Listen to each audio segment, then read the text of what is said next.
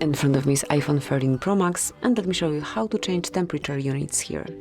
So at first you need to enter your settings, then find and select weather, and here you will notice temperature unit. So just pick those that you would like to get informed in, so it can be Fahrenheit or Celsius. So mark just like this the particular one, and from now on you will be provided with the temperature in this particular unit.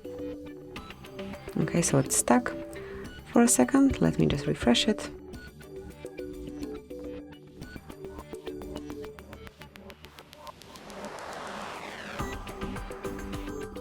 Where the weather is. Here it is.